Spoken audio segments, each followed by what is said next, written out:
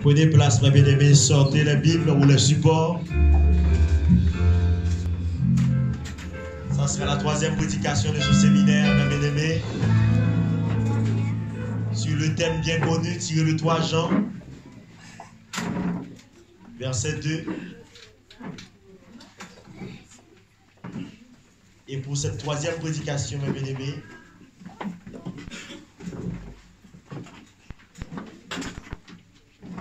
c'est avec plaisir que nous allons accueillir l'évangéliste Arsène qui était avec nous l'année dernière, qui avait démarré ce séminaire avec nous, ce séminaire prophétique 2017 à l'époque.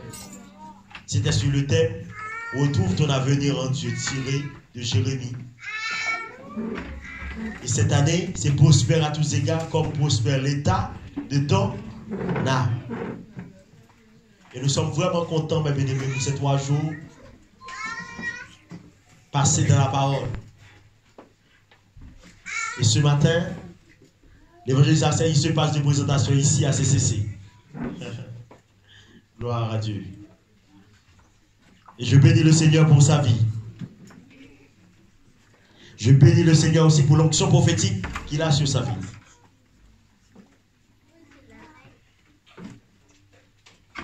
Et je crois que le Seigneur va l'utiliser ce matin pour nous apporter une parole. La Bible déclare: l'homme ne vivra pas de pain seulement, mais de toute parole qui sort de la bouche de Dieu. Préparez vos cœurs, préparez vos vies ce matin. Alléluia. Et je vous demande d'acclamer le Seigneur pour son serviteur. Acclamez encore plus fort. Donnons gloire à Dieu. Alléluia. Que le nom de l'Éternel soit béni. Amen. Amen. Amen.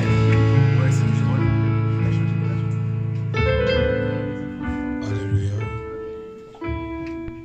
Nous sommes quand même dimanche, c'est le jour de la joie. Alléluia.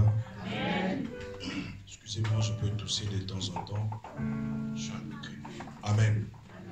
Est-ce que tu me donnes le son de assis sur le trône, tu règnes à jamais. Qui ne me connaît pas dans l'ensemble? Non, c'est lui qui ne me connaît pas. Parce que si tu ne me connais pas, il faut que tu me présentes. Amen. J'ai quand même 2 personnes. Amen.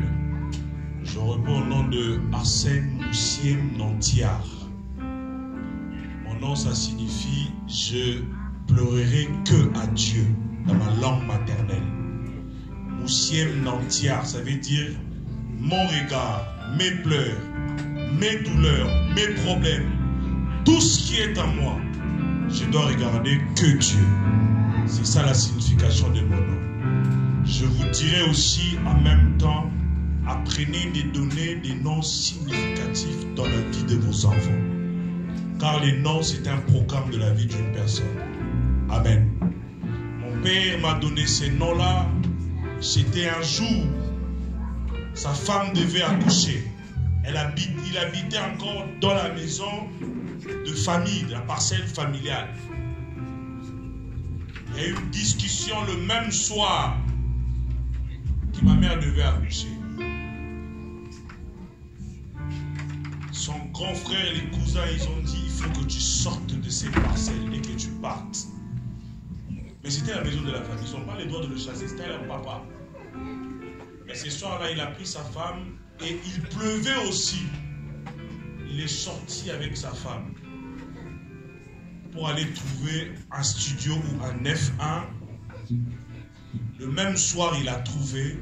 Au moment où il entre dans la maison, ma mère a eu le père des os. Il fallait qu'il parte à l'hôpital 3 mois. Quand je suis venu au monde, avec cette douleur-là, il m'a donné le nom de Moussiem Nantiar. Et tout ce qui arrivera dans ma vie, je ne veux pleurer que devant l'Éternel.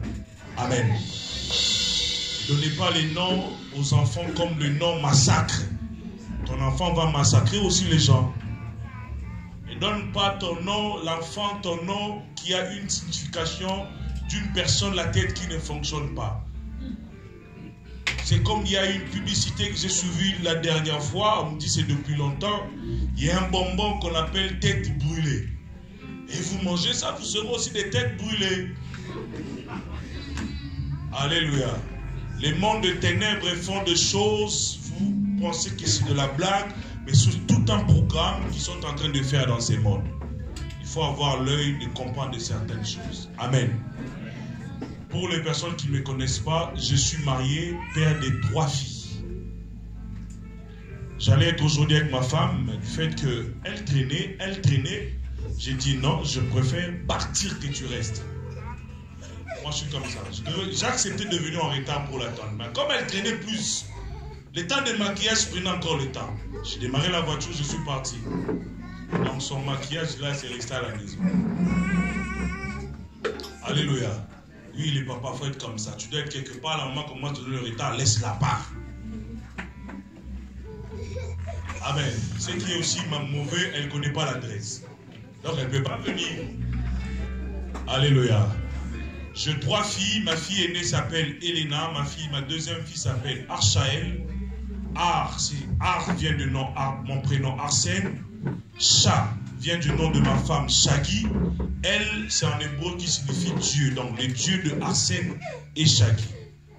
Et ma 3e fille, c'est le nom de ma mère. Ma mère s'appelle Germaine. Et j'ai juste modifié, j'ai mis Germina, qui est l'homonyme de ma mère. Donc ma première fille, c'est l'homonyme de ma belle-mère qui s'appelle Hélène. Et j'ai donné à ma fille Elena pour que ça fasse jeune, pour que ça fasse pas mes mères. Amen. Je suis évangéliste de ministère, mais docteur de consécration. J'aime beaucoup le ministère évangélique. Mais quand j'ai été consacré chez mon père spirituel, j'étais consacré comme docteur. Mais quand j'ai mis mes pieds ici en France, je ne me suis jamais présenté comme docteur, je me présente toujours comme évangéliste. J'aime ces ministères parce qu'il y a des âmes beaucoup perdues à l'extérieur, les gagner et les ramener dans le Seigneur. Alléluia. Dieu m'utilise 2 fois aussi dans le ministère prophétique. Mais c'est un ministère, il faut faire très attention parce que ça détruit beaucoup de familles. Amen. La prophétie par excellence, c'est la parole de Dieu. Il n'y a aucune prophétie qui dépasse la parole de Dieu. Je peux te donner une prophétie de l'esprit, mais si ça ne concorde pas à la parole de Dieu, il faut le mettre à côté. C'est pas pour rien la Bible dit, examinez toutes les prophéties. Bien-aimé, je viens devant ma soeur, le Seigneur m'a dit que dans 2 jours, tu vas avoir ça. On va l'examiner. Amen. Si réellement c'est ça, gloire à Dieu. Mais quand on te prêche la parole de Dieu, on ne l'examine pas, on dit oui et amen. Est-ce que vous comprenez? La parole de Dieu est oui et amen.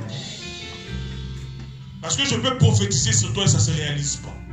Parce qu'il y a d'autres qui prophétisent par des sentiments. Il y a d'autres qui prophétisent parce que j'ai essayé d'observer la vie de telle sœur. Ah, sûrement que c'est comme ça. Et tu prophétises. Mais ce n'est pas ça sa vie. Mais la parole de Dieu n'a pas besoin de connaître ta vie. Quand elle sort, elle corrige, elle éduque, elle enseigne pour que toi tu sois une bonne personne élevée en dignité. Alléluia. Je suis parmi les responsables, je suis 3e responsable de l'église Mission Évangélique pour le Salut. C'est à Bondoufle, 91. J'habite à Corbeil. Et CCC, je peux dire, c'est aussi une famille pour moi. Amen.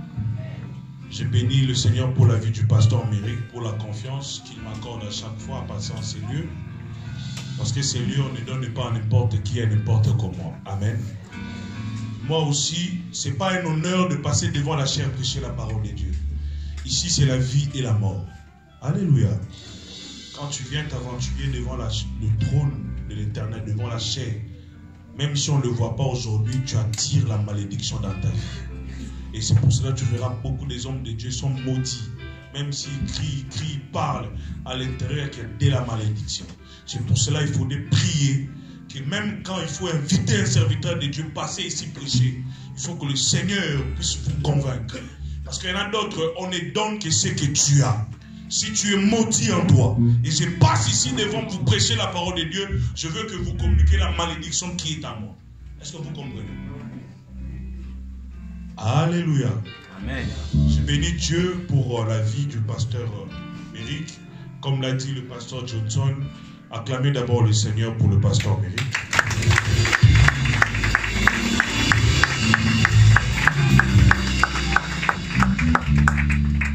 Je bénis aussi Dieu pour la vie de sa femme et tous les serviteurs qui dirigent l'église. Je bénis Dieu pour ta vie, toi qui es enseignant ce matin. Je bénis aussi Dieu particulièrement pour la vie de ma sœur Rosie. Amen. C'est grâce à elle que je suis venu dans cette église. Alléluia. Parce qu'elle était venue dans l'église de Pasteur Luc Nord. Elle a entendu, elle a vu ce que le Seigneur avait fait. Après la prière, elle m'a dit, je veux parler de toi chez mon pasteur. Et je ne savais pas que son pasteur était le beau-frère d'un pasteur que j'aime beaucoup, le pasteur Luc Nord. Amen. Parce que l'église, c'est le pasteur Luc Nord, je peux dire, c'est ma deuxième maison. Là-bas, c'est je peux dire, une deuxième église pour moi. Chaque programme, tout ce qu'ils font, je ne manque pas. Si on s'appelle moins avec le pasteur Luc Nord, ça peut être 1 ou 2 fois par semaine. Moins. Mais c'est presque chaque jour on s'appelle. Donc c'est déjà une famille comme ici aussi, que tu veuilles ou pas. J'ai pas besoin d'être de l'Haïti, j'ai pas besoin d'être de Guadeloupe, j'ai pas besoin d'être des États-Unis, je m'en fous. Tout ce que je sais, vous, j'ai fait partie de cette famille au nom de Jésus. Oui, moi j'entre dans la famille d'autrui avec force. Alléluia. Vous savez, dans la vie chrétienne, c'est pas la chose, tu es de quel pays, tu es de quelle tribu. Non. L'église, quand on veut faire de l'église, c'est une famille, des tribus, des pays. Bien-aimés, nous sortons dans la vision de Dieu. Est-ce que vous me comprenez? Si tu es enseignant, tu penses que c'est l'église que pour les Haïtiens. Bien-aimé, sache-le que tu es déjà en dehors de la vision de Dieu. Dieu dit, lui-même quand il montait, il a dit, allez par toute la terre, faites les nations quoi? Mais il n'a pas dit, va seulement c'est les Haïtiens, va seulement c'est les Guadeloupéens. Non, va au Congo chez moi, parce que moi je suis Congolais, il y a 2 Congos. Brazzaville et Kinshasa. C'est comme un frère qui m'a appelé, il a dit, mais il fallait dire au pasteur qui t'a invité qu'il écrive en bas, République démocratique du Congo. Quand il a écrit Congo, on ne sait pas c'est quel Congo. Moi, je suis de la République démocratique du Congo, comme capitale Kinshasa. Amen. Faites des nations des disciples. Il faut que des fois on se regarde. Est-ce que c'est lui qui est à côté de moi? Mais quand tu te vois, on est toujours des Haïtiens, on est toujours des Guadeloupéens, on est toujours... Bien-aimé, va chercher un Malien. Prêche-lui la parole de Dieu, ramène-lui à l'église.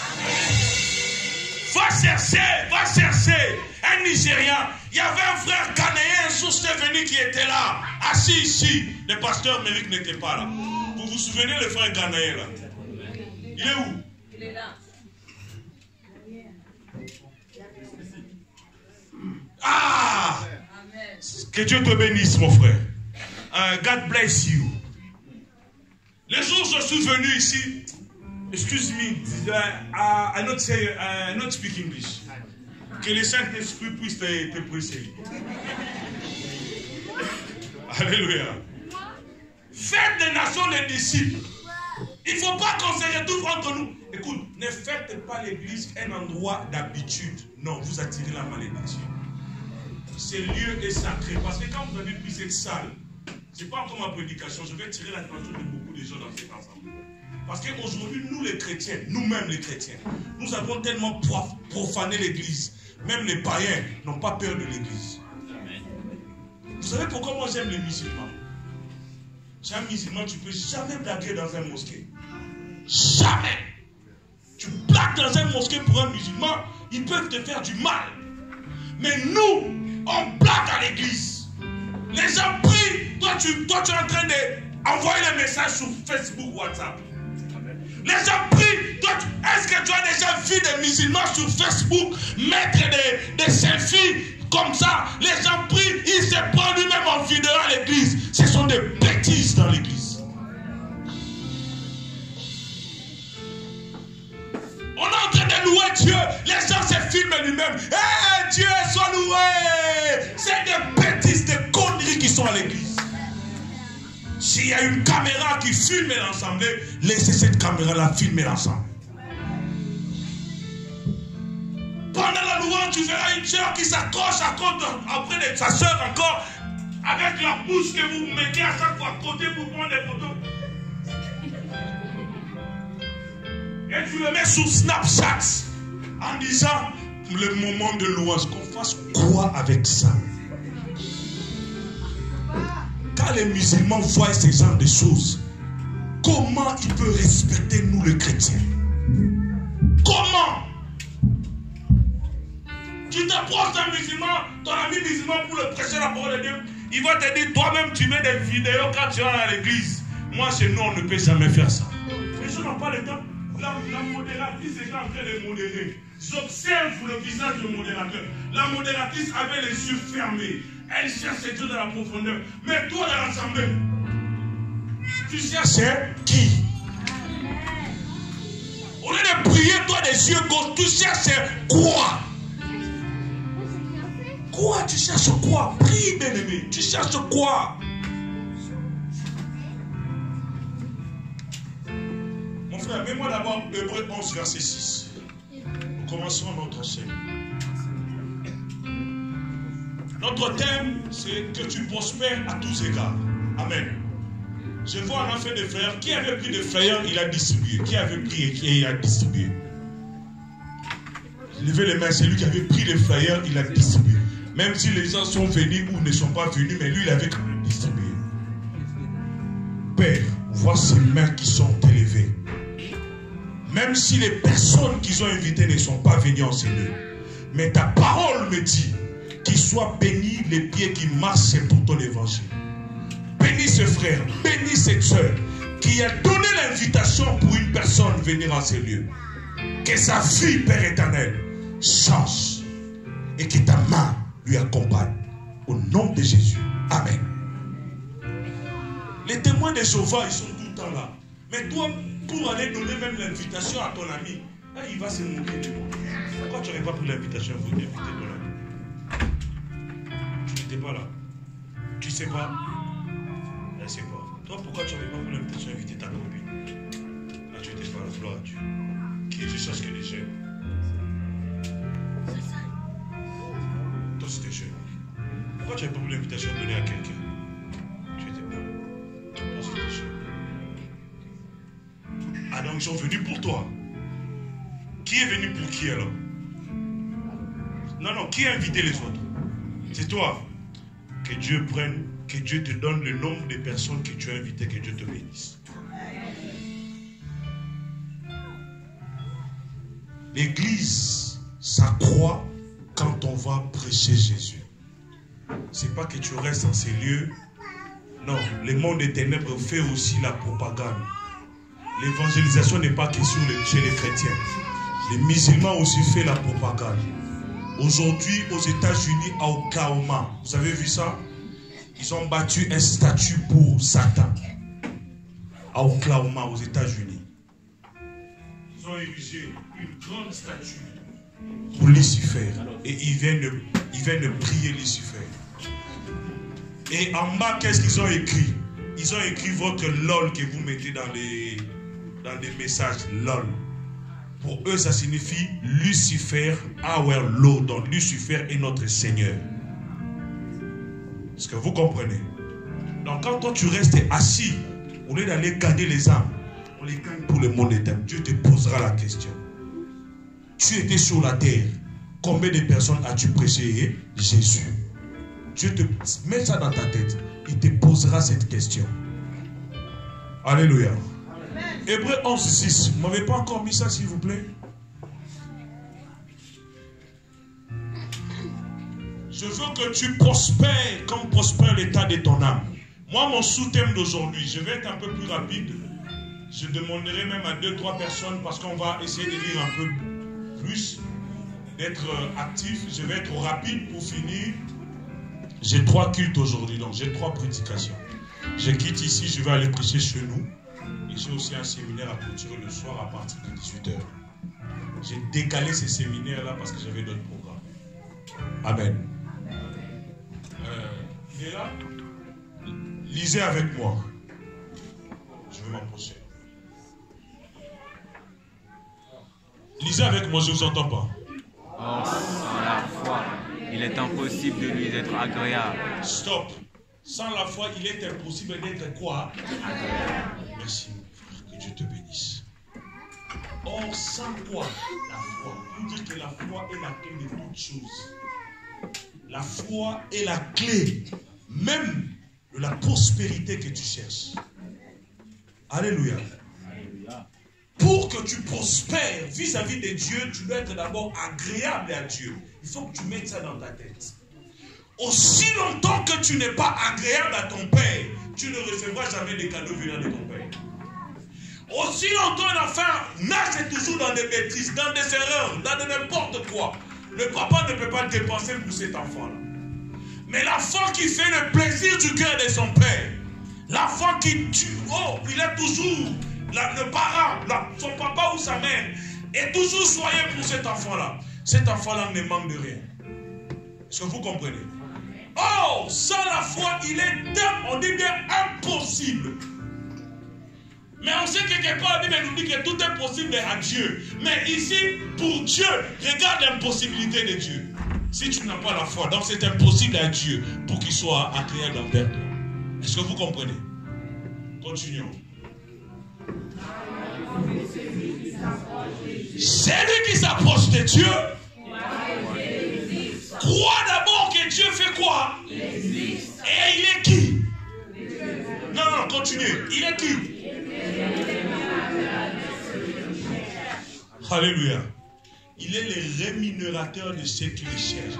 En d'autres termes, on dit, dans d'autres versions, on dit, c'est lui qui paye. Alléluia. C'est lui qui paye.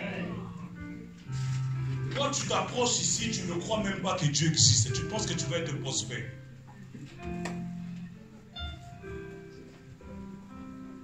Jean 2. Nous commençons notre message. Mon sous-thème à moi aujourd'hui, c'est partenaire de Jésus-Christ, source de prospérité. Parce qu'on parle sûr que tu prospères à tous égards. Mais moi, je veux parler à celui qui veut être partenaire de Jésus. Vous comprenez? Entre deux partenaires, il n'y a pas de secret. Parce que toi, tu ramènes 50%, moi, je ramène 1. C'est ça le partenariat. Même si je ramène 20%, toi, tu ramènes 80%, mais dans nos calculs, tout est clair. Est-ce que vous comprenez? Même ici, j'ai que 5% dans le dossier. Mais du fait que je suis ton partenaire, tout est clair. Beaucoup de choses, tu n'arrives pas à l'atteindre parce que tu n'as pas encore fait de ton Dieu ton partenaire. Qu'as-tu déjà mis dans le partenariat? Parce que dans une entreprise, pour être partenaire, il faut acheter des actions. Toi, tu as déjà acheté quoi dans le ciel? Quelle action as-tu déjà mis pour l'œuvre de Dieu? Alléluia. Alléluia. Quelle action as-tu déjà fait? Je vous rappelle une chose. Quand j'ai quitté le pays pour venir ici, on venait de prendre une grande parcelle pour l'église. Je suis arrivé en Europe. Comme on fait toujours la demande d'asile et tout. Le premier argent que j'ai reçu, la CEDI qui condamne les demandeurs d'asile. Moi, je ne suis pas le mec d'ici, je ne suis pas né ici. Moi, je suis un venant. Amen. Le premier qu'on m'a donné les 300 et quelques qu'on donne là. Et je venais prêcher quelque part. On m'avait donné l'offrande. J'ai dit à l'homme de Dieu, moi d'habitude, je discute toujours, le pasteur me plaisir. Mais comme j'avais quelque chose en tête à faire, j'ai tout rassemblé, tout l'argent que j'avais eu à ce mois-là. J'ai envoyé au pays. On a acheté des tonnes. On a acheté des ciments.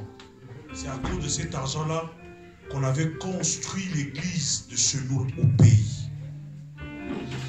Quand j'étais en phase de difficulté, j'ai dit, Seigneur, même si j'ai rien, mais c'est à cause de moi quand la pluie tombe, les gens qui prient là-bas au pays, ils ne mouillent pas. C'est à cause de moi. Quand ils te rassemblent, quel que soit le soleil, ils ne sont pas à brûler. Père, souviens-toi de moi. Je n'ai pas besoin de vous donner les détails. Mais ça, on appelle mettre Dieu contre mur. Il regarde, il y a un peuple qu'il adore. Il a dit non, j'entends le cri. Dieu a toujours été là pour décanter la situation de ma vie. Alléluia. Qu'est-ce que toi tu as misé dans l'œuvre de Dieu? C'est être partenaire. Tu ne le fais pas pour l'église. Tu ne le fais pas pour une personne. Mais dans ta tête, mets-toi tu fais ça pour Dieu. Mais c'est quoi? Dans le partenariat, je n'arrive pas à avoir ma part. Mais regarde, ma situation est devenue compliquée. Où est ma part? Dieu, la Bible nous dit, je crois dans Job 42, Dieu disait à Job, il a dit, de qui je suis débiteur. Donc, en d'autres termes, à qui j'ai une dette, qui me le dise, je veux le payer. Alléluia. Un partenaire de Dieu, un partenaire dans l'affaire spirituelle. Mais tu ne manqueras de rien. Je vais vous donner un témoignage d'hier. J'en profite pour présenter mes excuses. Quand je suis parti, parce que la sœur Noémie voulait vraiment venir au séminaire. Je l'ai récupérée, on est venu. Mais il fallait que je la dépose à Étang et moi j'avais veillé le prier. J'étais obligé d'arrêter. J'avais 1 heure pour aller à Étang et j'avais encore 1 heure pour aller à la veille là où je partais. Mais sur la route je pars, je n'ai pas tenu compte. Du coup j'étais en rouge. Il fallait trouver une station d'essence pour mettre le carburant. On est en mais la carte, il refuse. On avait l'espèce. Vous savez, vers ces zones-là, les stations sont fermées. La première voiture arrive, je demande, j'ai l'espèce, je vous donne, vous payez. Oh non, monsieur. Oh, non. 1, 2, 3. Je vous dis, on a tapé quand même 25 minutes de la station. Il n'y avait personne pour nous aider. Et j'ai dit, mais non, Seigneur. Si, dans ma vie à moi, je n'ai jamais tendu la main pour aider une personne, que cette voiture tombe ici. Mais si j'ai aidé quelqu'un dans ma vie, je ne veux pas une personne que je ne connais pas, mais une personne que je connais qui vient seulement dans cette station. Et c'est lui qui va mettre l'essence. Papa, 5 minutes, j'ai vu un homme de Dieu qui habite à Orléans, l'évangéliste Élie, j'ai salué au nom de Jésus. Il m'a dit, j'ai dit, oh Dieu, tu laisses jamais tes enfants. Papa, qu'est-ce qu'il y a? Je suis, papa, laisse tomber. Même l'espèce que je voulais me la dire, moi-même, j'ai mis le carburant pour toi. Alléluia. Dieu n'abandonne jamais ses enfants. Parce qu'il avait un programme de prédication aussi. Lui aussi, il va en finir le séminaire. Mais j'allais le ramener ici en cellule pour qu'il témoigne.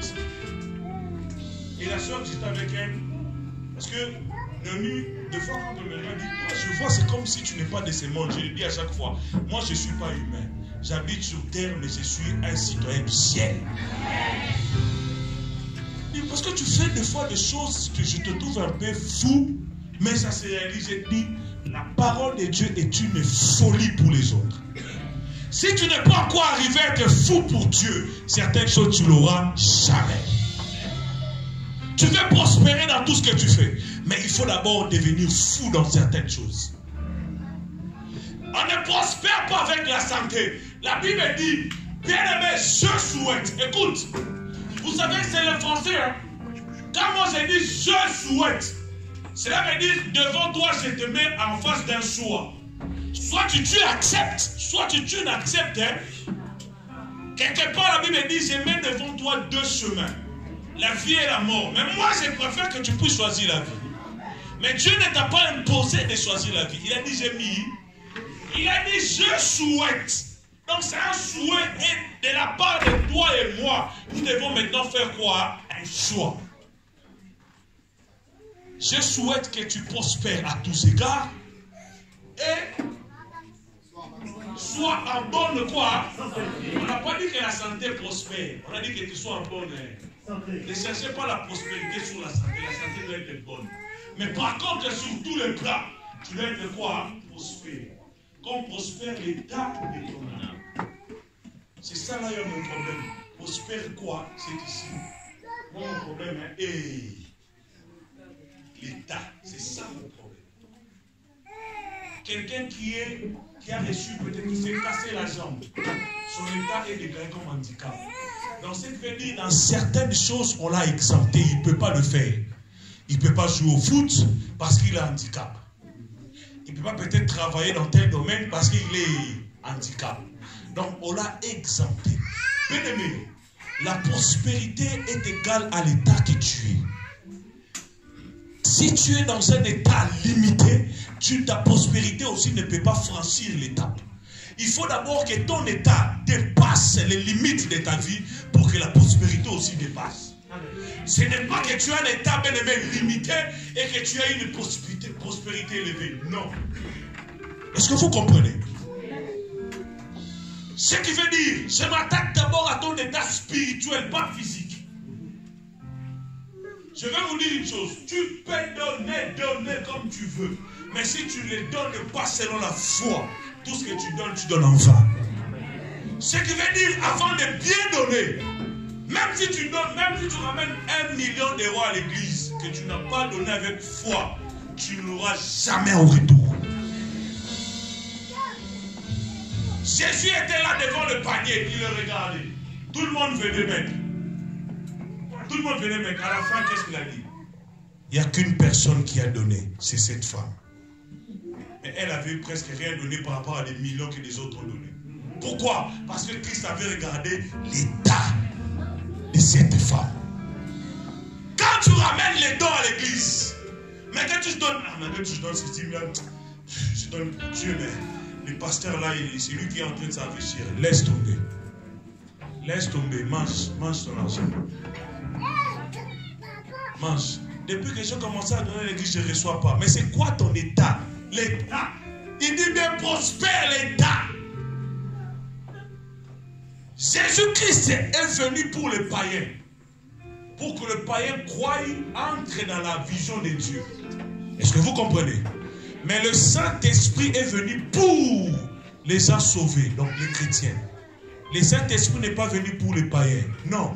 Non, N-O-N. Le Saint-Esprit est venu pour les gens qui sont déjà sauvés en Jésus. Mais Jésus est venu pour les musulmans. Pour même les femmes là que vous voyez sur la route là qui demandent 20 €, c'est son travail. Pour elles. Pour même les sorciers, Jésus-Christ est venu pour eux. Mais par contre, le Saint-Esprit n'est pas venu pour eux. Les Saint-Esprit est venu pour les chrétiens. Alléluia. Je veux que tu prospères comme prospère l'état de ton âme. La Bible dit quelque part, l'âme qui pêche. Je ne vous entends pas. Toi, tu penses que ton âme est dans l'état de pécheresse. Donc cela veut dire que ton âme est déjà morte. Ton état, tu es dans un état d'une personne morte. Tout ce que tu peux donner, tu penses que ça va ramener la prospérité dans ta vie. Je vous ramène dans la dimension à faire allusion de la vie financière, la vie physique par rapport à la vie spirituelle. Car c'est le spirituel qui dirige quoi? Le physique. Si ton spirituel est faible, bien aimé, ne comprends pas, mais c'est vrai, il est païen, mais comment est-ce qu'il a beaucoup d'argent? Qui t'avait dit de recevoir Jésus-Christ comme Seigneur et Sauveur? Ça ne sert à rien. Lui, il prospère, il a beaucoup d'argent, il n'a pas Jésus. Toi, tu n'as pas Jésus. Tu as Jésus, mais tu n'as pas beaucoup d'argent. Mais c'est la finalité des choses qui compte. À la fin, pauvre que j'étais, j'entre au ciel. Toi, riche que tu étais, dans le tourment et dans le feu, qui maintenant est joyeux? Mais je ne dis pas que tu restes pauvre sur cette terre. Non, nous devrons te bénir sur cette terre. Alléluia. Il y a eu un jour, je suis passé en ces lieux, ici dans cette église. Je vous ai dit, pourquoi seulement nous, les gens qui viennent, on doit seulement faire des travaux qui n'ont pas de sens? Vous vous souvenez encore? Je vous ai dit, poussez vos enfants à étudier, qui deviennent des grandes personnes ici dans ce pays. J'ai dit ça ici, vous vous souvenez? Si nous sommes venus, on est limité peut-être à travailler dans le bâtiment. Parce que le temps est passé, il y a certaines choses qui ne marchaient pas. Tu es limité peut-être à travailler comme femme de chambre, femme de ménage. Mais, bats-toi! Que ton enfant puisse avoir quand même un bac 3, bac 5, qui travaille dans un endroit très élevé ici. Je suis venu dans ce pays, j'ai travaillé dans les bâtiments, l'échafaudage. Vous connaissez ça? Je suis un maître monteur de l'échafaudage. Et je sais très bien monter l'échafaudage. Donne-moi les matériels, tu vas être content. Quand on réflexionnait la défense, les immeubles de la défense filtrée, là, c'est parmi les gens qu'on a travaillé là.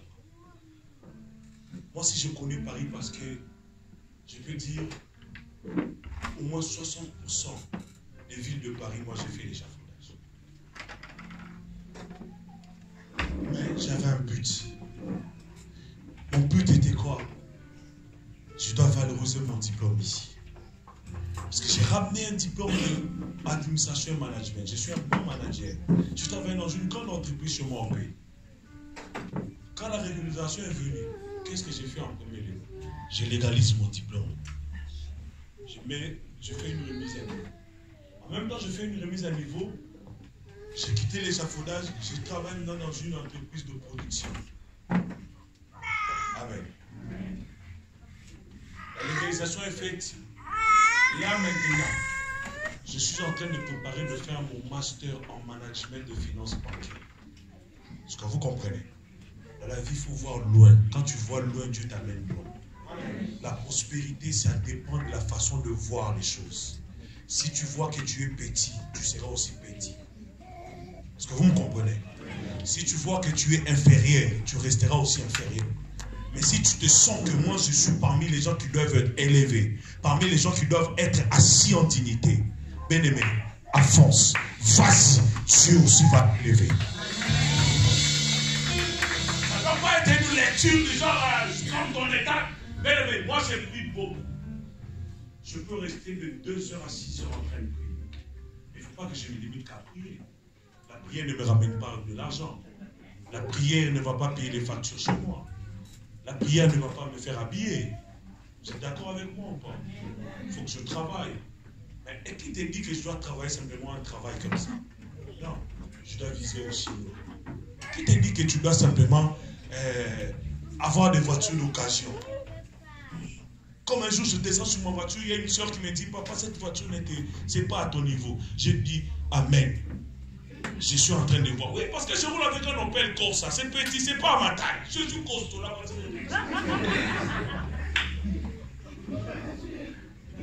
En plus d'occasion, ce que vous comprenez, mais je suis en train de voir. Je dis non. Ne vous pensez jamais vous êtes inférieur. Qui vous dit que nous devons toujours rester dans des maisons, comment on appelle ça encore? Des HLM. Quelqu'un qu'on lui donne une maison de HLM, il vient donner des témoignages à l'église. Arrêtez ce genre de témoignages à l'église. Arrêtez ça, arrêtez. HLM, c'est quoi? Achète une parcelle, viens témoigner Jésus. Tu veux limiter Dieu dans les HLM de 1% patronal. Arrêtez ça. Ce n'est pas la prospérité. J'ai béni Dieu parce que j'ai pris le crédit de la maison. Gloire à Dieu. Même si Satan vient bloquer, mais comme toi tu pries et tu t'es engagé à quelque chose de grand, Dieu t'accompagne. Tu vois que l'esprit te pousse, il faut que je quitte la France, aller m'installer au Canada, aller m'installer aux États-Unis. Ne dis pas, comment ça va être là-bas. Mais comme c'est l'esprit de Dieu qui te pousse, lève-toi, pars, Dieu est avec toi. Écoute, moi je parle de l'État. L'état d'une personne, si tu te sens que tu es un millionnaire, il faut que tu te comportes comme un millionnaire. La prospérité n'est pas une lecture. La prospérité n'est pas seulement... non, la prospérité c'est un état. Je ne vais pas l'enseigner, parce que vous savez cet enseignement de la prospérité, il y a beaucoup de hommes de Dieu en ont abusé. Peut-être ici vous n'avez pas vécu ça. Nous comme nous on a tous vu Pasteur Méric. Celui qui veut que Dieu puisse le toucher la prospérité, qui s'élève, qui apporte $1000. Il y a des gens qui amènent $1000. Qui te disent seulement qu'il faut que je vais te donner $1000 pour que je touche la prospérité. Imagine-toi maintenant, quelqu'un qui est péripatéticienne. Vous connaissez le terme? En d'autres termes, on dit, excusez-moi les termes, quelqu'un, une fille qui est une pute de la rue. Son état, c'est quoi? Le péché. C'est lui qui pêche, son âme est quoi? C'est une âme morte. Et il vient donner 1000 euros maintenant. Il vient de se mettre 1000 euros. C'est quoi son état? Quelle est la prospérité qu'il aura dans sa vie? Amen. Amen. Je veux faire comme le pasteur Johnson. Hey! Si vous comprenez. Les problèmes, ce n'est pas de donner d'abord. Mais le problème, c'est d'abord ton état doit correspondre à ce que tu fais. Même ta prière doit correspondre à ce que tu es. Ce n'est pas ce que tu as. Mon père, avant de quitter cette terre des humains, il m'a dit un jour, mon fils, la richesse, ce n'est pas ce que tu as, mais c'est ce que tu es. C'est ça ta richesse. Et c'est ce que j'ai gardé dans ma tête. Qui a déjà demandé un avion à Dieu ici? Avion. Avion, j'ai dit avion. Avion. Donc, comme il n'est pas ici, oui, gloire à Dieu et ton fils. Qui a déjà demandé l'avion à Dieu? Rien. Bateau? Rien. Train? Demandez pas la voiture. Tout le monde a la capacité d'avoir une voiture. Même à 250 €. Même si on va pousser, c'est une voiture ou pas? Mais vous êtes d'accord avec moi ou pas? À 250 €, même si je vais pousser, est-ce que c'est une voiture ou c'est pas une voiture? Ne pensez pas que je vais demander qui a déjà demandé une voiture à Dieu. Non, non, non. Parce que nous banalisons Dieu par des choses, de petites choses. Alléluia. Est-ce que tu t'es déjà mis à genoux et demandé, Seigneur, donne-moi un avion? Parce que tu dis, mais l'avion, je vais faire quoi avec ça? Mais tu peux créer une entreprise d'aviation. Tu commences avec un et puis deux. Turkish Airlines, ils ont commencé avec un avion. Aujourd'hui, c'est parmi les grandes sociétés au monde, Turkish Airlines.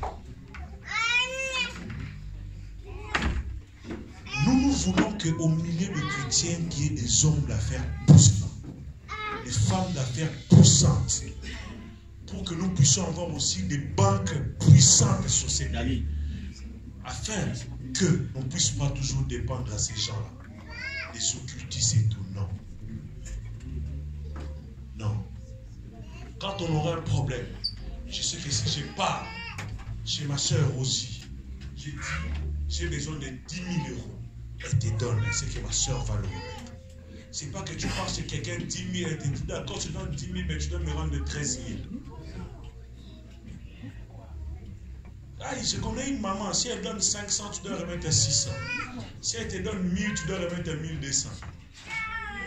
Mais tu ne sais pas de quelle manière elle reçoit son argent. Elle est tellement dans les difficultés, on pense seulement à prêter.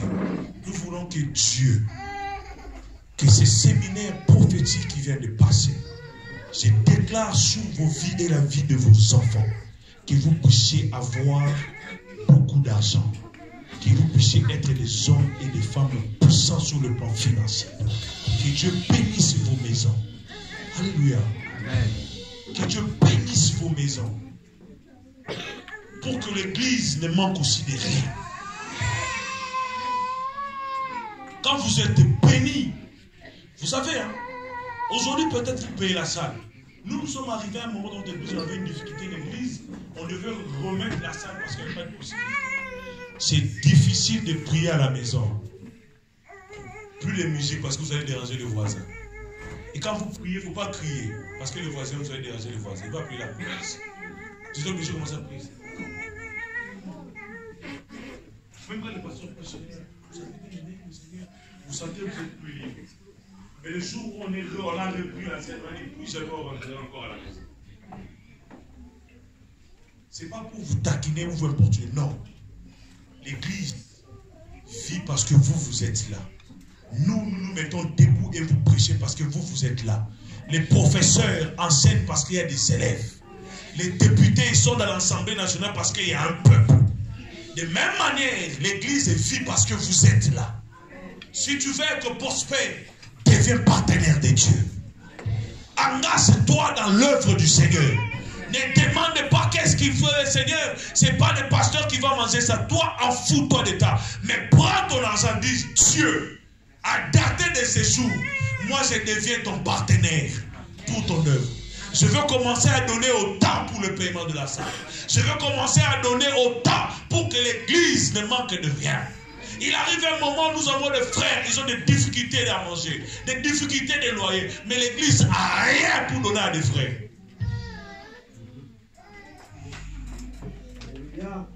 Dis Dieu, je veux être ton partenaire. Moi, qu'on paye la salle ou pas, moi cet argent, je le donnerai toujours à la caisse de l'église pour que l'église ne manque de rien. Mets Dieu en défi. Si Dieu n'agit pas, viens me chercher. Je vais prendre la Bible sur YouTube. On va déchirer la Bible et on va aller boire la bière nous-mêmes. Aussi longtemps que ces dieux-là ne mangent jamais, ces dieux-là ne permettra jamais que nous puissions laisser l'évangile. Alléluia. Mets Dieu ton partenaire. Engage-toi. Tu pries beaucoup, il y a la protection sur toi. Tu pries beaucoup, tu deviens fort spirituellement. Tu sèmes aussi beaucoup, tu deviens aussi fort financièrement. C'est ça la loi. C'est ça la loi, bien-aimé. La prière ne te ramènera pas seulement des millions, mais la prière va activer l'argent que toi tu sèmes pour que tu puisses récolter des millions. La prière, c'est ça qui active. Alléluia. La prière active, c'est que toi tu avais donné, la prière met les ingrédients. Nous allons prendre un verset. Une personne me prend 1 Corinthiens 6. 1 Corinthiens 6, 17. L'autre prend Ésaïe 45, verset 7.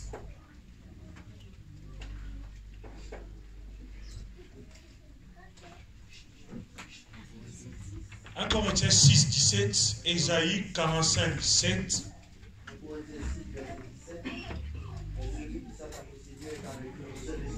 Celui qui s'attache au Seigneur est avec lui quoi? Quand tu es partenaire de Dieu, tu es un seul esprit avec Dieu. Est-ce que vous comprenez? Vous limitez là, pasteur, merci. Quand nous faisons des partenariats, je peux prendre l'exemple. Moi et ma femme, nous sommes des partenaires. Est-ce que vous comprenez? Et la Bible nous dit 1 plus 1 égale combien? On a l'habitude de dire ça. 1 plus 1 égale combien? Pourquoi? Parce que non, quand on dit dans le mariage 1 plus 1 égale combien? Voilà, ça veut dire que quand du fait qu'on s'est assemblés, ça veut dire que nous sommes devenus une seule personne. Pareil dans les partenariats spirituels. Quand tu fais de Dieu ton partenaire, ça serait que tu es devenu un seul esprit avec Dieu. Là où la Bible dit qu'il n'y a aucune chose qui peut arriver dans ta vie sans que tu te recules. C'est pour ça qu'il y a des choses qui arrivent dans ta vie, toi tu ne connais pas ça. Le diable te surprend comme ça et puis tu tombes. Mais si tu es un seul esprit avec Dieu, le diable ne peut jamais te surprendre. Même s'il y a un accident qui t'attend au coin, Dieu te dira prends cette avenue et il va te dévier à gauche. L'accident restera là-bas. Pourquoi? Parce que tu as fait de Dieu ton partenaire. Vous êtes devenus un seul. Est-ce que c'est ma parole? Nous l'avons lu. Nous avons lu ça ensemble. Ésaïe 45, qui a trouvé? Je vais aller vite, on va continuer. 45 ou 47? Ésaïe 45, verset 7. Je forme la lumière. Moi Dieu. Là c'est Dieu qui parle. Je forme quoi? La lumière et je crée les ténèbres. Et je crée quoi? Papa, dès ce qu'on reste debout. Si Dieu est capable de former la lumière, si Dieu est capable de créer les ténèbres, qu'est-ce qu'il ne peut pas créer dans ta vie? Qu'est-ce qu'il ne peut pas former dans ta vie? Même si ta famille n'était pas destinée à être une famille, un nom qui est reconnu, mais sache-le que Dieu est capable de former un projet dans ta vie et que ta famille puisse être reconnue. Continue, papa. Je donne la prospérité. Je donne la prospérité. Ce n'est pas le pasteur. Ce n'est pas moi qui prêche, mais c'est Dieu qui donne. Continue. Et je crée l'adversité. Quand tu es l'adversaire, bien aimé, le fait que le chrétien, il n'y a aucune chose qui peut venir dans ta vie. S'il y a des ennemis, Dieu lui-même commence. Dieu crée des ennemis pour toi. Maintenant, imagine-toi, il va créer des ennemis pour toi. Tu vas t'en sortir. Lui-même, il te connaît bien. Il crée maintenant tes ennemis. Tu vas t'en sortir. Fini, papa. Moi, l'Éternel, je fais toutes ces choses. Moi, l'Éternel, je fais toutes ces choses.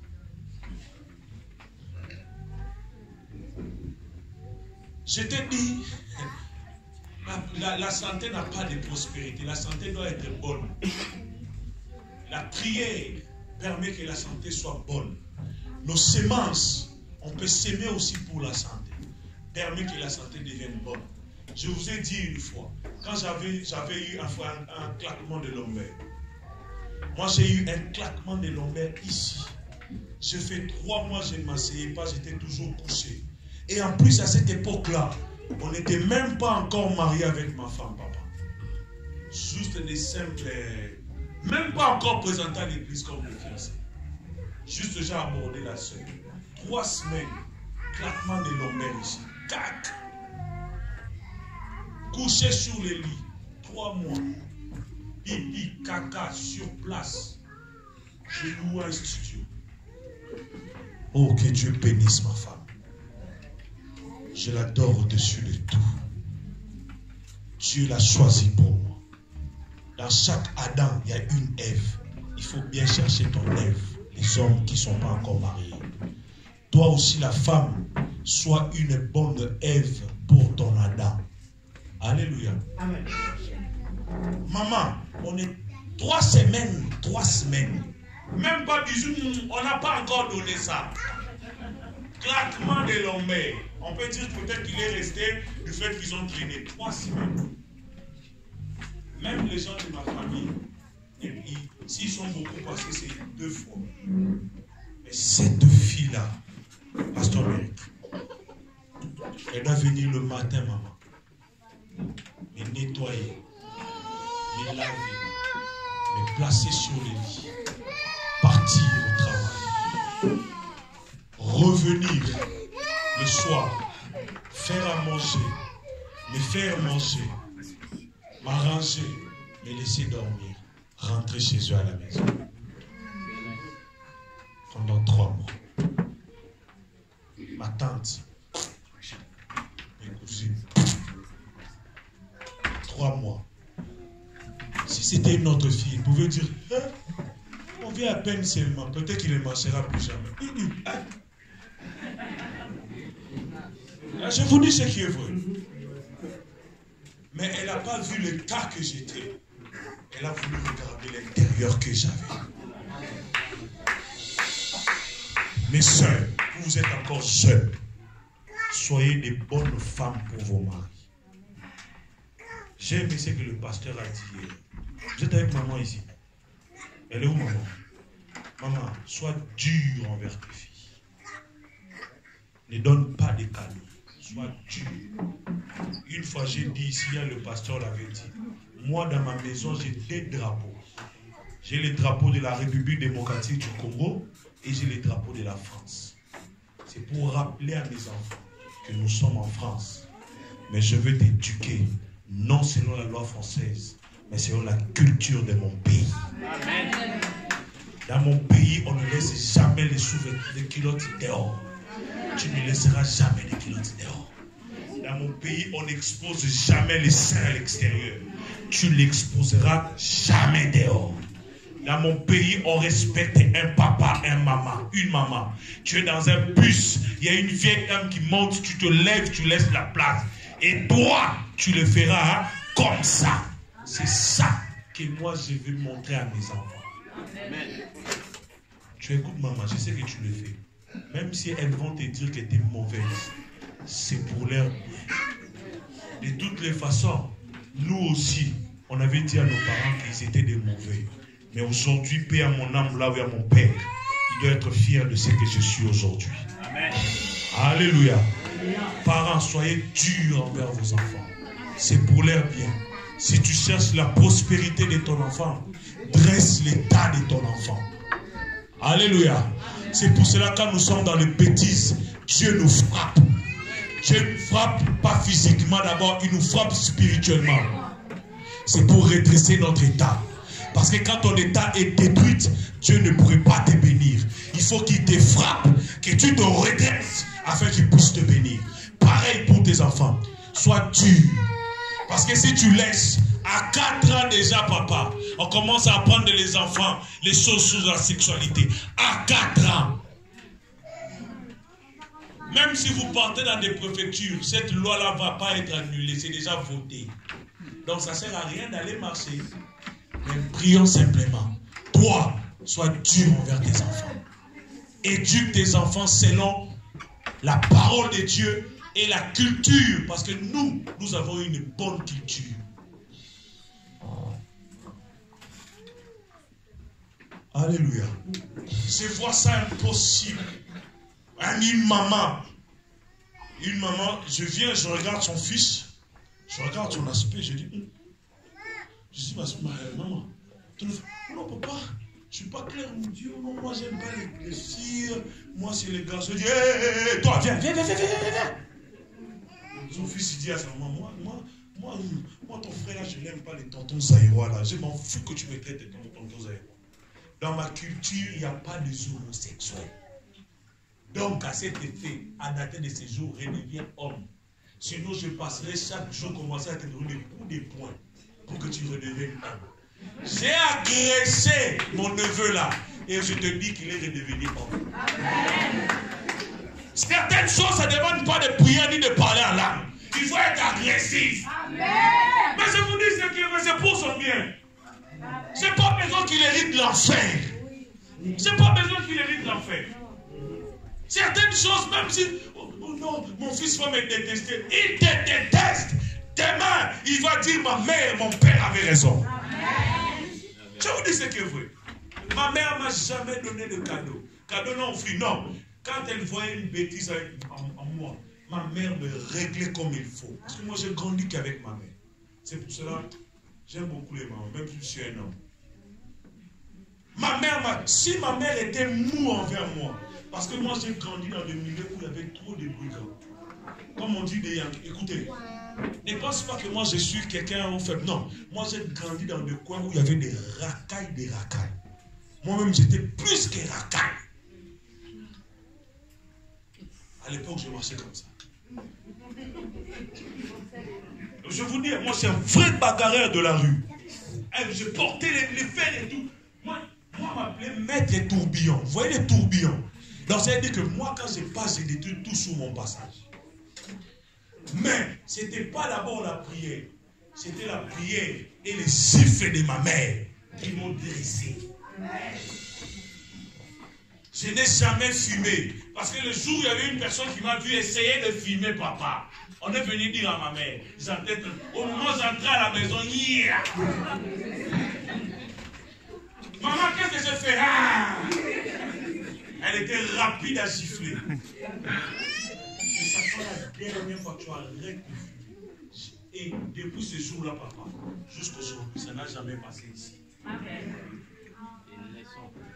J'avais vu ça mal, mais j'ai compris. Ma mère, tu avais raison.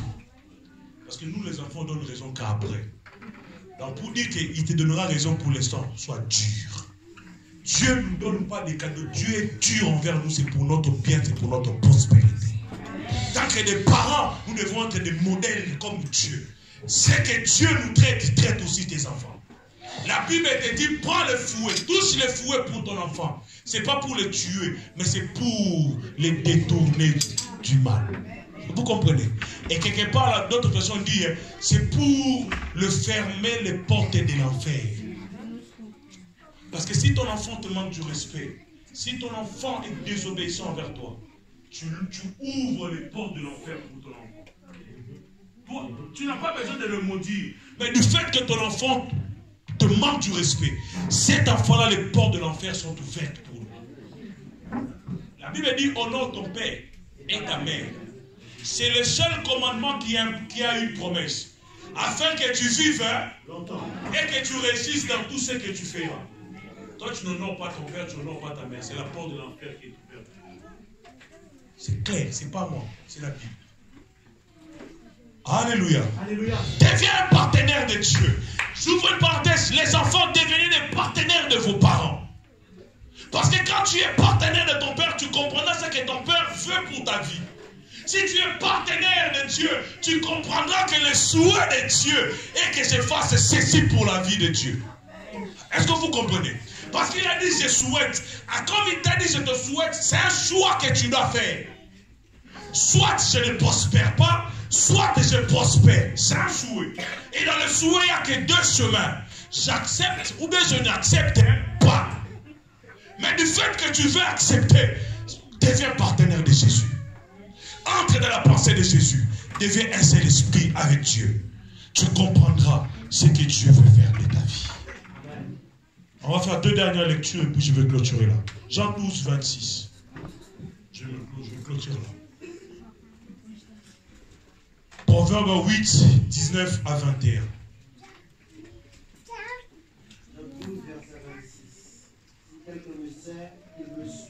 Si quelqu'un me sert, qu'il me suive.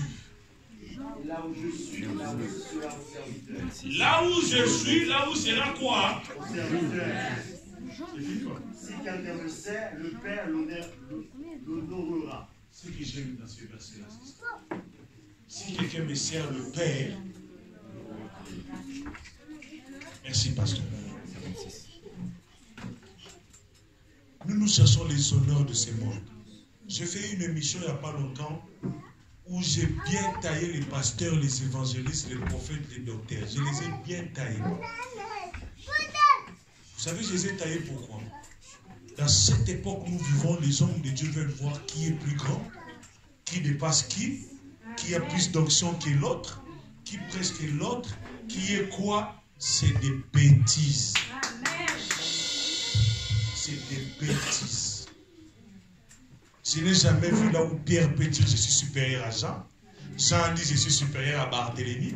Barthélemy dit je suis supérieur à Pierre. Non. À chacun suffit sa grâce. Est-ce qu'aujourd'hui, si on dit toutes les églises chrétiennes de la France, on se rassemble dans le stade de France, campagne d'évangélisation. Papa, ça va s'arrêter en cours de chemin. Tu sais pourquoi? Qui va prêcher la dernière personne? Parce que celui qui vient en dernier, c'est lui qui croit qu'il est supérieur aux autres. Alors vous prêchez jusqu'à la fin, et puis moi je peux venir. Ou soit on dit qu'il y a un seul prédicateur. Qui va prêcher? Il y aura des coups de poing. L'autre va dire, c'est moi qui est supérieur à toi. L'autre dira, c'est moi. Oh non, moi mon église, j'ai 100 membres. Moi mon église, j'ai 2000 membres. On s'en fout de ça. Est-ce que les 2000 membres qui sont dans l'église, c'est ce que Dieu voit spirituellement dans ta vie?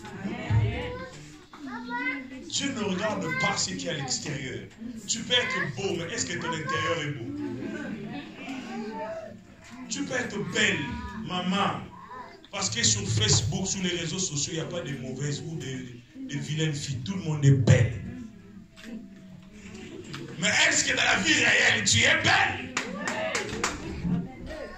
Papa, j'ai bien rossé les hommes de Dieu.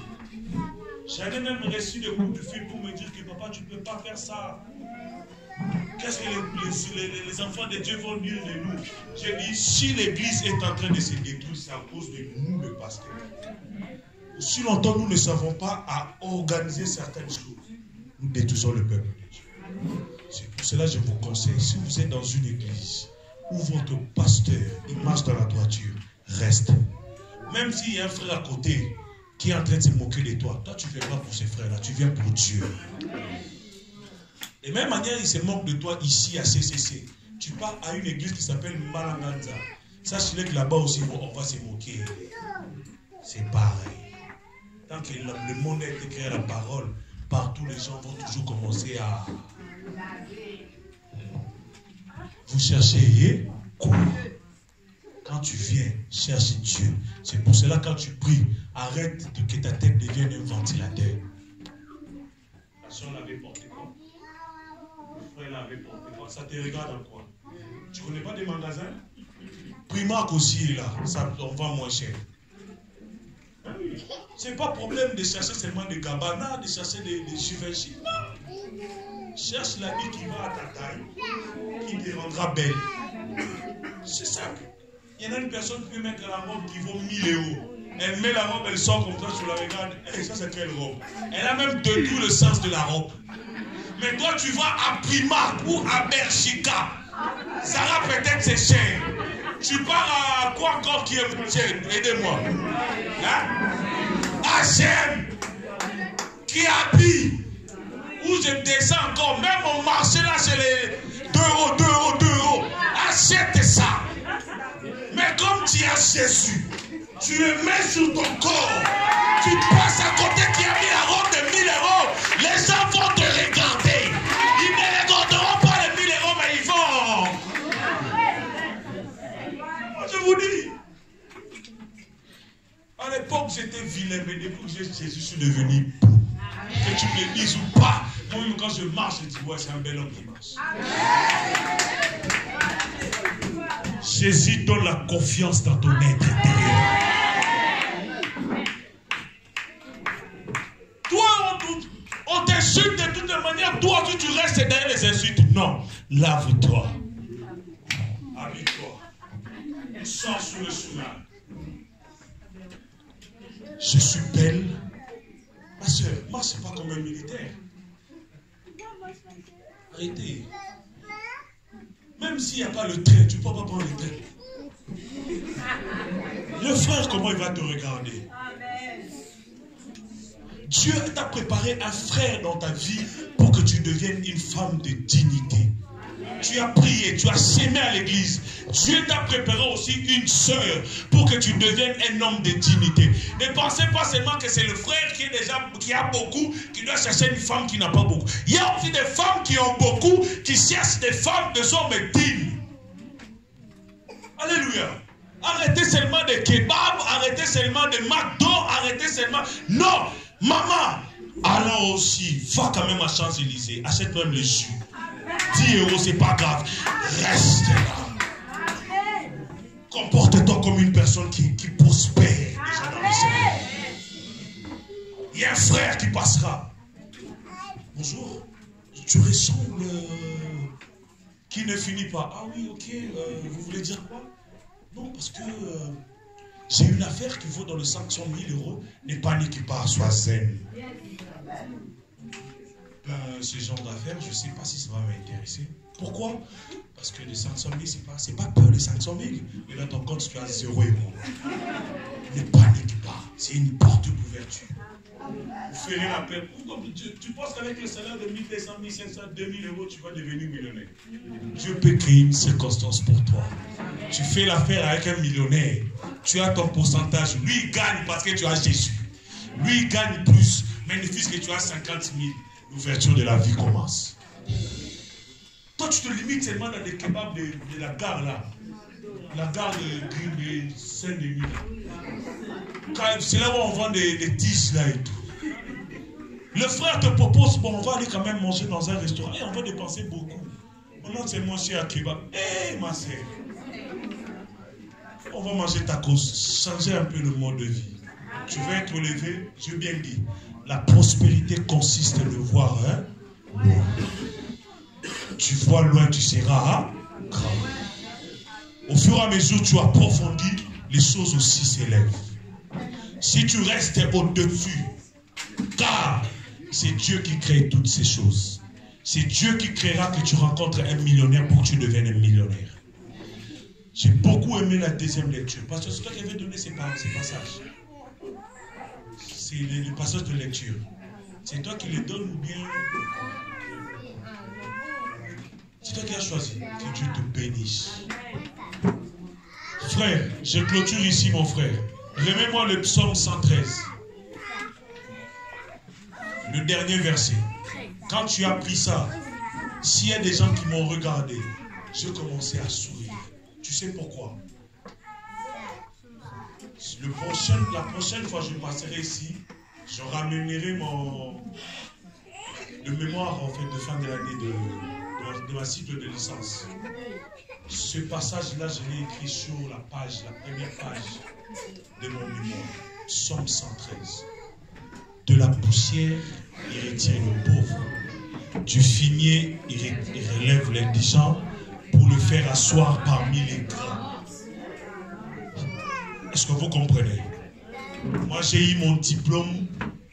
Mon père est mort, il m'a laissé, j'étais en 2e secondaire. Ici, vous dites, quand tu finis l'école primaire, tu commences 5e, non 6e, après 5e. Voilà.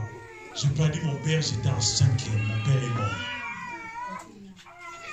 J'ai étudié par le miracle de Dieu, j'ai eu mon diplôme d'État.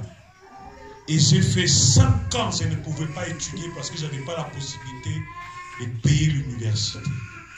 Mais un jour, je rencontre un papa sur la rue. Il m'a posé une question, j'ai répondu. Ce papa-là m'a regardé. Il m'a dit, fils, tu habites où? J'ai dit, j'habite telle place.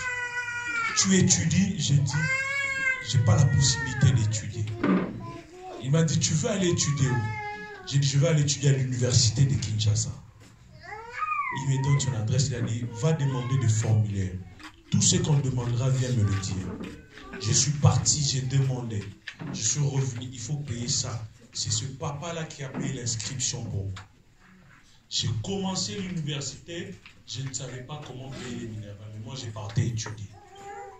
Les frais scolaires, c'est pas comme ici, l'État va te donner ça, l'État est nous là-bas, non, il faut que tu cherches. J'ai étudié, les examens commencent demain. Aujourd'hui, on clôture. Si tu ne payes pas, ton année tombe à l'eau. Aujourd'hui, je suis rentré, j'ai dit, Jésus, moi, je n'avais pas besoin d'étudier. Tu as envoyé quelqu'un. Alors, demain, moi, je ne sais pas, je vais aller payer, je vais aller étudier. Je vais aller faire mon examen. Je me réveille le matin pour aller faire les examens. Je me suis là. Ma mère qui me regarde, les larmes qui coulent. L'année est partie en vague. Mais avant de sortir, il y a, comme on dit, un pire petit, un jeune qui marchait plus avec mon père. Mon père lui a beaucoup aidé. Qui entre, ah mon petit, ça va bien ton frère. Comment il doit te tout, ma mère pleure. Comment j'ai mais tu pleures? Ah, mon fils, il va le faire l'examen. Je dis qu'il le laisse. Ils ont déjà clôturé hier. Mais il ne peut même pas payer. Lui, il dit qu'il va le faire l'examen. Oh, tu n'as pas payé le frais scolaire? J'ai dit non. Tu as payé le frais académique? Non. C'est combien? C'est autant. Viens avec nous. On est monté jusqu'à l'université. Il a dit, je suis venu payer le frais de mon petit frère. Le monsieur là, il a dit, non, on ne peut pas, et tout. Le grand frère a dit au monsieur, dans la vie, tout est possible. Aide ces petits. Si tu l'aides, Dieu va l'aider. Le monsieur me regarde. Il regarde. Mon frère, ma soeur, on a écrit mon nom. Vous voyez là où on a paré. On a clôturé plutôt la ligne, la dernière ligne pour les gens. Moi, on a écrit mon nom, c'est donc la ligne passée à l'intérieur de mon nom. On a rajouté mon nom. Et j'ai fait les examens. Première session, je suis passé en première session avec 74%. Je suis passé en deuxième. Deuxième année, je vous dis bien aimé, j'ai étudié en miracle jusqu'à ce que j'ai eu mon diplôme de licence. Car c'est Dieu là qui crée toutes choses. Parce qu'un jour, en prophétie, il m'avait dit, de la poussière, je retire le pauvre. Du fumier, je relève l'indigent pour le faire asseoir parmi eux. Et je sais, ça ce n'est qu'encore un parcours. Dieu va nous faire asseoir parmi les grands. Parce que parmi nous dans cette assemblée, si Dieu fait asseoir ses papas parmi les grands, l'Église aussi profitera de cette grandeur. Si Dieu fait asseoir ma soeur parmi les grands, l'Église profitera de cette grandeur. Alors, attache-toi à Dieu. Ce séminaire n'est pas passé en vain pour toi. Deviens partenaire de Dieu. Le peu que tu as, j'ai bien dit le peu que tu as. Si tu n'as pas l'argent, mais ramène même les objets à manger. Même si on va mettre ça dans le frigo chez le pasteur, ça peut aider une soeur. Ça peut aider un frère qui manque la nourriture chez elle à la maison. Ramène tout ce que tu dis. Mais quand tu le ramènes, dis toujours, Dieu, moi et toi nous sommes des partenaires. À partir d'aujourd'hui, je prends la décision. Chaque mois, je veux commencer à ramener ça à l'église. Toi, occupe-toi de ma vie.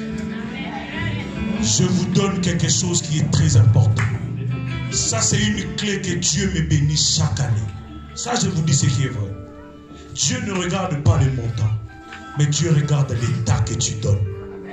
Dieu ne regarde pas les millions que tu peux ramener, mais Dieu regarde l'état et la manière dont tu es en train de donner. Quand tu donnes, ne cherche pas à savoir qu'est-ce qu'on a fait avec ça. Mais tout ce que toi tu sais, tu as sémé dans l'entreprise de Dieu. Et tu deviendras prospère.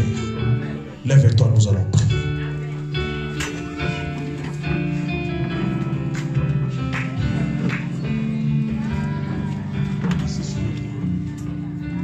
Assis. Maintenant, tu vas me suivre.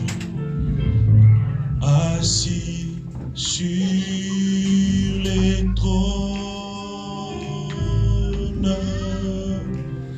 tu règnes à jamais. Assis sur le trône, assis sur le trône, tu règnes à jamais.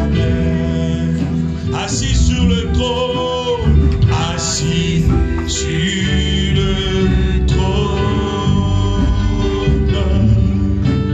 tu règnes à jamais. Oh, tu règnes à jamais. Tu règnes à jamais. Tu règnes à jamais. Tu règnes à jamais. Assis sur le trône, tu règnes à jamais. Tu règnes à jamais. Assis sur le trône, Yahweh, tu règnes à jamais. Tu règnes à jamais. Assis sur le trône, tu règnes à jamais. Tu règnes à jamais. Assis sur le trône, Shiloh, tu règnes à jamais. Tu règnes à jamais. Assis sur le trône, Jéhovah, tu règnes à jamais. Tu règnes à jamais. Assis sur le trône, Yahweh, tu règnes à jamais. Tu règnes à jamais. Tu règnes à jamais. Tu règnes à jamais.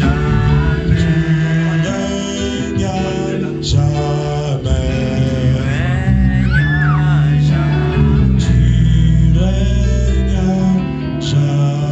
Tu règnes à jamais. Je vais prier pour certaines personnes. Je sais pas, tu n'as pas besoin de passer ici devant. Qui dans son cœur a pris une décision que Jésus, aujourd'hui je vais devenir partenaire avec toi. Que chaque mois, je veux commencer à ramener ça à l'église. Je ne parle pas de la dîme, continue à payer ta dîme. Je ne parle pas des offrandes, continue à donner tes offrandes. Je ne parle pas, continue à faire ce que tu fais. Mais je cherche des partenaires pour l'œuvre de Dieu. Je cherche celui qui veut devenir partenaire pour l'œuvre de Dieu. Vous savez, il y a certaines choses, ce sont des lois que tu dois obéir. Je veux dire, la dîme, tu es obligé de le donner. Mais un partenaire, tu n'es pas obligé, mon frère, ma soeur. C'est ta décision à toi. Que ça soit 10 euros, que ça soit 5 euros, que ça soit 1 euro. Chacun connaît la capacité de ses finances ou la capacité de ce qu'il gagne. Je n'ai pas aussi besoin que tu me dises le montant. Mais ça sera ton cœur et Dieu. Alléluia. Tu ne me montreras jamais, mais sache-le que tu vas montrer celui qui voit l'intérieur de ton cœur. Là où tu es, celui qui veut devenir partenaire, il lève sa main droite. Je veux prier pour toi. Celui qui veut devenir partenaire. Et à chaque fois que tout ce que toi tu peux commencer à ramener, n'écris pas ton nom. Prends seulement l'enveloppe. Mets même 50 centimes à l'intérieur. Tu écris partenaire. Donnez au pasteur. L'église saura quel argent ils vont commencer à faire avec l'argent des partenaires. Je ne donne pas les montants. Celui qui veut devenir partenaire, il élève juste sa main droite. Que je veux devenir partenaire dans l'œuvre de Dieu dans cette église. Lève ta main droite.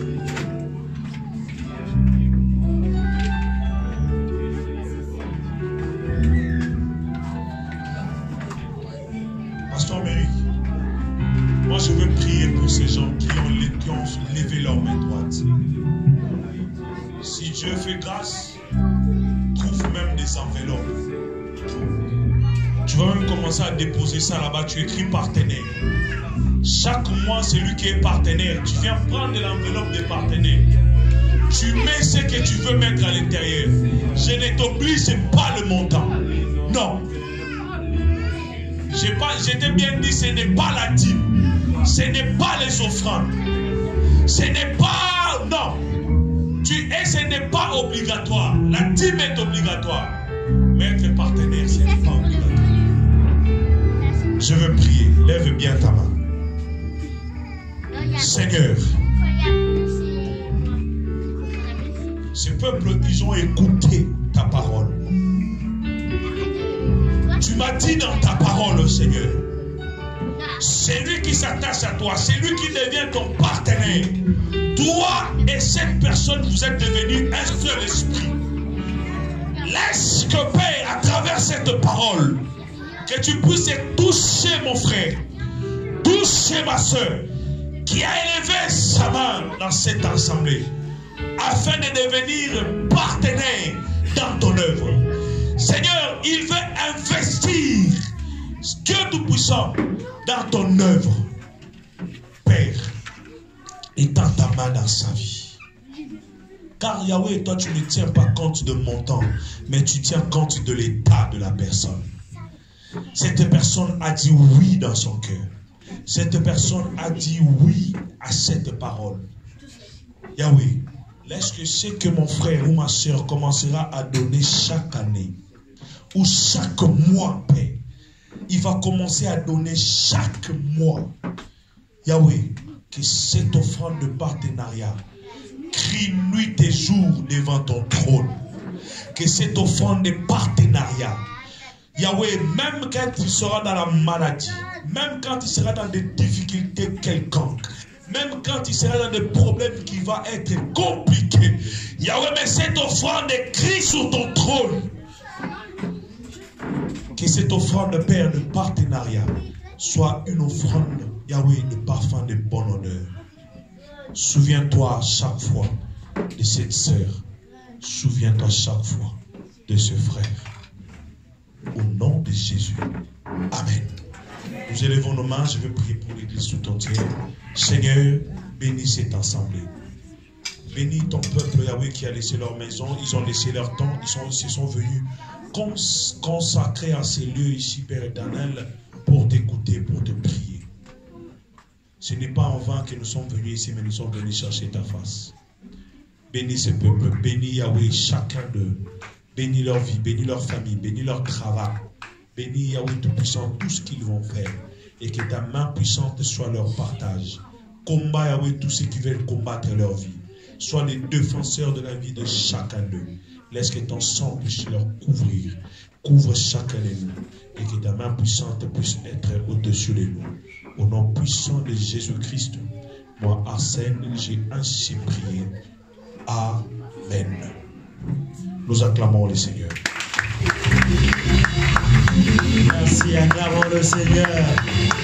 Acclamons Jésus en ce lieu. Gloire à Dieu. Mes bien-aimés, nous allons terminer. Levons-nous ensemble. Gloire à Dieu. Nous remercions chaque frère, chaque soeur qui était venu participer avec nous. Et nous disons à nos chers visiteurs, nous souhaitons rester en contact avec eux. Nous demandons aux personnes qui sont chargées de rester en contact avec les visiteurs, de les rencontrer pour nous très rapidement pour qu'on puisse rester en contact avec eux, pouvoir les inviter à la prochaine activité que nous aurons ici à l'église. Amen. Inclinons-nous ensemble, nous allons prier pour terminer. Nous allons remercier le Seigneur. En même temps, nous allons prier pour l'évangéliste Arsène et sa famille. Oui, ses 3 filles, sa femme. Nous allons remercier le Seigneur aussi. Nous allons profiter pendant cette dernière prière pour prier pour la famille des musiciens, pour la famille des membres du groupe de louanges, pour les familles de nos frères qui s'occupent de la sonorisation, de la logistique, de l'accueil, tout ça, pour les familles des frères et des sœurs qui ont participé, qui se sont donnés pendant ces 3 jours, mes bien-aimés, avec nous, pour la gloire de Dieu. Prions ensemble.